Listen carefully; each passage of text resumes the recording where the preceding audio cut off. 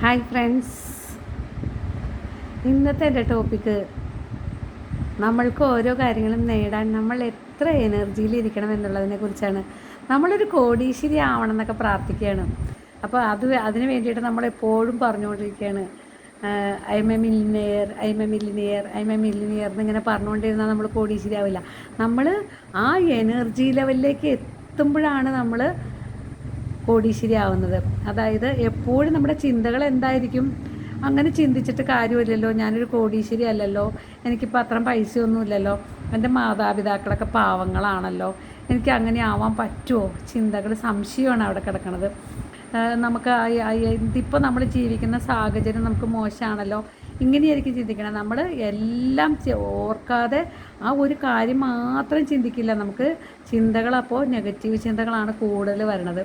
ഒരു പോസിറ്റീവ് കാര്യം നമ്മൾ നല്ലത് നടക്കണം എന്ന് വിചാരിച്ചാൽ, പക്ഷേ കൂടുതലും നമ്മുടെ മനസ്സിൽ വരുന്നതെല്ലാം എന്താണ്, നെഗറ്റീവ് ചിന്തകളാണ്. അപ്പോൾ നമ്മൾ ആ എനർജി ലെവലിലേക്ക് എത്തുന്നില്ല.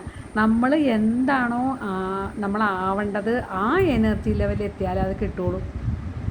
അപ്പം നമ്മൾ ഇപ്പോൾ കോടീശ്വരി ആവണമെന്ന് ആഗ്രഹിച്ച ആ കോടീശ്വരിയുടെ രീതിയിലായിരിക്കണം നമ്മളുടെ ചിന്തകൾ മുഴുവനും കിടക്കുന്നത്. അതെല്ലാം നമ്മൾ വിഷ്വലൈസേഷനൊക്കെ ചെയ്യണ സമയത്ത് ഒരു കോടീശ്വരി എങ്ങനെയാണോ നടക്കുന്നത്, കോടീശ്വരി ഏത് കാറിലാണോ യാത്ര ചെയ്യുന്നത്, എത്ര രൂപയുടെ കാറിലാണോ, എവിടെയെല്ലാമാണോ ഫംഗ്ഷന് പോകുന്നത്, കൂട്ടത്തിൽ ആരെല്ലാമാണ് കൂടെ ഉള്ളത്, ഏത് വീട്ടിലാണ് താമസിക്കുന്നത്, എത്ര രൂപയുടെ ഒരു ഹൗസിലാണ് താമസിക്കുന്നത്, അതുപോലെ കാറിൽ സഞ്ചരിക്കുന്നത്, എല്ലാം നമ്മൾ വിഷ്വലൈസേഷൻ ചെയ്യണം.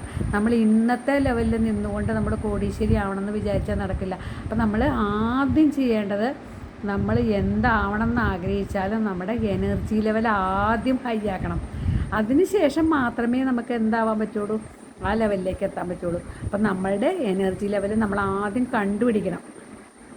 എന്നിട്ട് അതിനെ ഇമ്പ്രൂവ് ചെയ്ത് നമ്മൾ ആ ലെവലിലേക്ക് എത്തിക്കഴിയുമ്പോൾ നമ്മൾ മാനിഫെസ്റ്റ് ചെയ്ത കാര്യം സാധിക്കും. അപ്പോൾ നമുക്ക് ആ ലെവലിലേക്ക് എത്താനും സാധിക്കും.